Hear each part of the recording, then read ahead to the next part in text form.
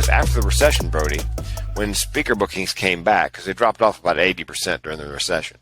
When they came back, the meeting planner said to me, Frank, listen, we can't pay you $5,000 anymore just to be funny for 45 minutes. You got to teach the audience something. I'm like, what am I going to teach them?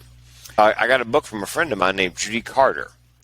Judy Carter. If you're listening to this and you want to be a speaker and you want to know what story you should tell, get Judy Carter's book. It's called The Message of You, Turning Your Life into a Money-Making Speaking Career. Man, talk about a specific subtitle. So I went into the book, Brody, thinking I got nothing. And then halfway through, I thought, oh, my gosh, I've got a story. You know, my family's crazy. I'm crazy. I came close to killing myself. If I got some training and certifications in suicide prevention, I could keynote on that. So I did. I got several certifications in suicide prevention training. And then I realized in the speaking business, they say you need to pick a lane. So I picked the lane of suicide prevention speaking. I still would do a motivational speech if somebody wanted it and wanted to pay me for it, but I don't market it. I just have it. I was going to only market suicide prevention. And what I tell my speaker coaching clients is you need to figure out who your ideal client is. And my ideal client is somebody who has an annual meeting, which screams association. They got people coming to the meetings. They got money. They can pay your fee. They use outside speakers like me.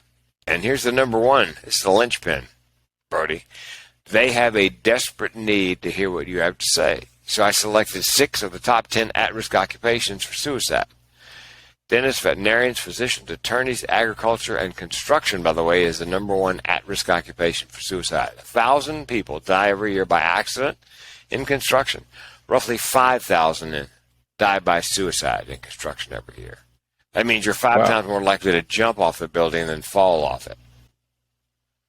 So that's, I picked a lane, suicide prevention speaking. I found a half a dozen ideal clients, because I tell my speaker coaching clients, our long game is that you are no longer a speaker. I'm sorry, you are no longer a commodity as a speaker, just another speaker on this topic. We want to make it so that when somebody goes looking for the topic you speak on, they come looking actually for you. They don't want just any speaker on that topic. They want you. Long game, but that's our ultimate goal, is you become a thought leader and expert in that category, and you are sought after to speak. Okay. So you're doing a lot of these tours. You're doing all these keynote speeches. What is your favorite story to tell the audience? Just any story? Yeah, just any story. What is your favorite story to tell everybody? On the mental health side, I was speaking in Cincinnati to a construction company. I was on site, 180 construction workers. I did my talk. And as I said, it gives people permission to come up and give voice to what they've been going through. So I turn around, and there's a black guy, probably mid-20s, standing there in front of me, and he's crying in front of all of his mates. And he's crying so hard he can't speak. So I give him a minute to gather himself. And when he can speak, he says to me that he's having trouble sleeping. He hasn't slept for 2 days. He's working on the 5th floor, and he thinks about jumping off every day because 3 people close to him had died in the last year by violence, including his daughter, who died in his arms. And, of course, he's never told anybody this, not the guys he works with, not HR, not his friends or family that were unaware of it. And he told me. So I called the guy over from Human Resources, and I said, look, you need to take him by the hand and take him straight to a mental health facility for evaluation and maybe medication, because he's circling the drain. He's close. So that's my favorite. My goal, Brody, is to save a life a day. And as far as I know, he's still alive today. Now, on the comedy club side, it's the time a guy pulled a gun on me on stage. They loved the guy before me. A friend of mine now deceased named Tim Miller, very funny. He's 3 feet tall, 3 feet wide, 300 pounds. And he's walking across the platform they built for the comedians, and a board breaks audibly. And this is the best ad lib I've ever heard. He turns to the audience and he goes, "Nobody panic. It's just a stage I'm going through." I couldn't follow him. They loved him to death. So about 15 minutes into my act, and I'm not saying everybody in Kingsport, Tennessee is a Bible-thumping, race-baiting, homophobic redneck who thinks the Holocaust is fake and wrestling is real, just the people who came to my show. So they don't like me in my little blazer, sport jacket, Weegens, no socks. They don't like my act. And I look down, and there's a guy in the front row, and over his shoulder is the hand of the guy in the second row holding a nickel-plated .38 with a hammer back pointed at me. So I turned sideways to make a smaller target. I lowered my elbow to protect my vital organs best I could, and I just waited. And finally, after about 90 seconds, a woman in the back yelled, "Either shoot him or put it away." He didn't pull the trigger. Oh, there's that, and here's the one I close with. When I do my talk, I have a very emotional next to last bit. Talking about my mother and how difficult it was for her to have children and what happened and why I'm still here. And then I say, look, let me leave you on a high note. As somebody with mental illness, every now and then when somebody asks me how I'm doing, I tell them. Because I love to screw around with neurotypical people. So I've done 2 3-hour CE, continuing education programs, back to back. I'm exhausted. That's when the little editor in my head goes to sleep. Crawl in the back of the Uber, nice young man, our eyes lock in the mirror. And he goes, "Hey man, how you doing?" And I thought, I'm going to tell him. "I'm depressed and suicidal. How about you?" He thinks about that. He goes, "What am I supposed to say to that?" I said, "Do you really want to know?" He goes, "Yeah." I said, "You're supposed to ask me if I have a plan." So he thinks about that for a second. And he goes, "Do you have a plan?"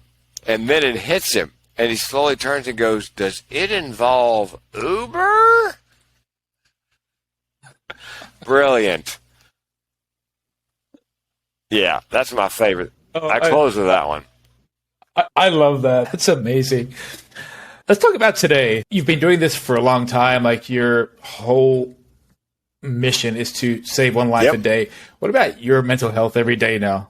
Do you have these same thoughts still? Do you still go through these bouts of depression, or do you think about killing yourself? Killing myself is a reaction to stress. It's a coping mechanism, which ironically keeps me alive because I've already made the decision, Brody, I can end my life at any time. And I believe, and a lot of people don't realize this, that suicide is not so much about wanting to die as it is about ending the pain.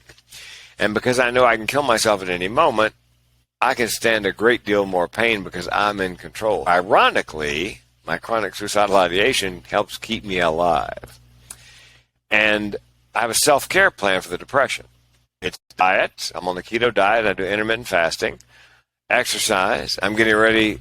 July 30th, I'm doing my 3rd all-natural, true natural bodybuilding contest at age 65. Good night's sleep is restorative. Meditation. I do a 29, 30-minute guided meditation every day after a meal. And finally, medication. I take a little bit of antidepressant. Not a ton, but just enough to take the edge off. So I think everybody should have a self-care plan, whether you're mentally ill or neurotypical, because there are a lot of people who are depressed last couple of years because of the pandemic. And if you've never been depressed, how would you know you're depressed? You're just lying there in bed wondering why you can't get out of bed. And so I did a number of keynotes virtually called Social Distancing and Staying Sane. Don't worry so much about your mentally ill friends, because most of my high-functioning mentally ill friends don't have a self-care plan. We were well suited to survive the pandemic and social isolation, whatever, because we all had plans in place. Okay. So what's next for you? I know you talk about you got the bodybuilding competition coming up, but outside of that, like what's on the We have 7 TEDx talks, I believe, because I Googled it this morning. I can't find anybody who has any more. And I coach TEDx. I've got a couple dozen TEDx coaching clients. I've helped dozens of my clients land that first, second, or third TEDx. So that and speaking on suicide prevention for those industries I mentioned. Those are I go to bed thinking about that. I wake up thinking about that. It's my purpose and my passion. That's the benefit. I tell speakers, look, when you pick a lane, it makes life a whole lot simpler because you're only speaking on one thing and you're only marketing to one small group of people. As Seth Godin, marketing guru, would say, the smallest viable number of people that can pay you enough to earn what you think you need to earn to live. And so it's, and again, it's very rewarding. I'm probably the most positive suicidal person you'll ever meet, Brody. Okay, so I'm going to do an outro now. I don't know if you have any, if you want to end on a funny note or anything like that, or something positive. What's your kind of preference? Well, let's do the good news. I'll leave this one open. Here's the good news, Brody. 8 out of 10 people who are suicidal are ambivalent. They can't make up their mind. 8 out of 10. 9 out of 10 give hints in the last week leading up to an attempt, which means the vast majority of people are, we can save them. The vast majority of people want to be saved. And you can do it. You don't have to be a clinician. You can do it by doing something as simple as what we're doing right here, and that is starting a conversation.